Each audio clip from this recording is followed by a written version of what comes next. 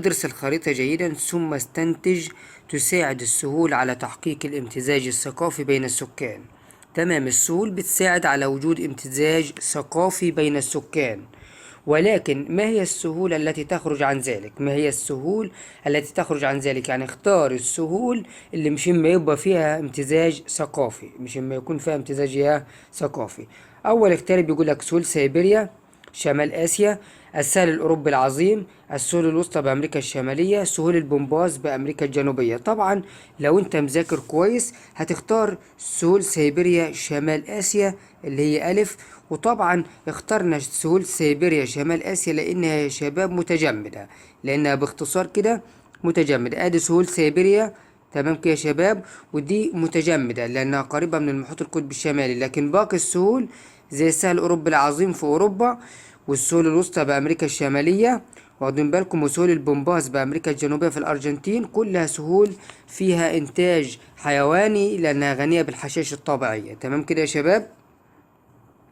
السؤال الثاني بيقول لك يعاد تفكك الاتحاد السوفيتي وجناحيه الاقتصادي والعسكري يؤكد صحة آراء العالمين. يعني لما تفكك الاتحاد السوفيتي وتكتل الكيميكون وكمان حلف وارسو، ده بيؤكد على صحة أفكار مين؟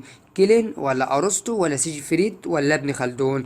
طالما السؤال اتكلم على التفكك أو الانهيار تختار على طول وانت مغمض عينك مين؟ ابن خلدون، لأنه هو اللي قال اتكلم على نهضة الدول وقيامها وسقوطها يعني انهيارها. يبقى هنا الإجابة هتكون دال ابن خلدون يا شباب. نيجي عاد السؤال رقم 3 بيقول لك ايه؟ من خلال الجدول استنتج الدولة الأقل تضررا أو الدولة الأقل ضررا حال تعرضها للزلزال. طبعا مين الدولة اللي الضرر بتاعها يكون قليل خالص لما تتعرض لزلزال؟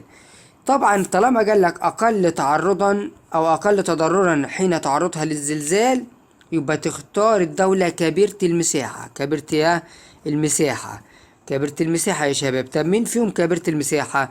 عندك سين 30,000 كيلومتر مربع، وصاد 250,000 كيلومتر مربع، وعندك عين 700,000، ولام 100. طبعا أكبر واحدة فيهم قدامنا هنا عين، يبقى هنا يا شباب المفروض نختار عين. طب عين هي مين يا شباب؟ عين اللي هي طبعا ب، يبقى كده نختار الإجابة ب. يبقى السؤال الثالث إجابته ب، هنختار دولة عين لأنها الأكبر مساحة، الأكبر مساحة. وسؤال زي ده جميل خالص يا شباب وسهل.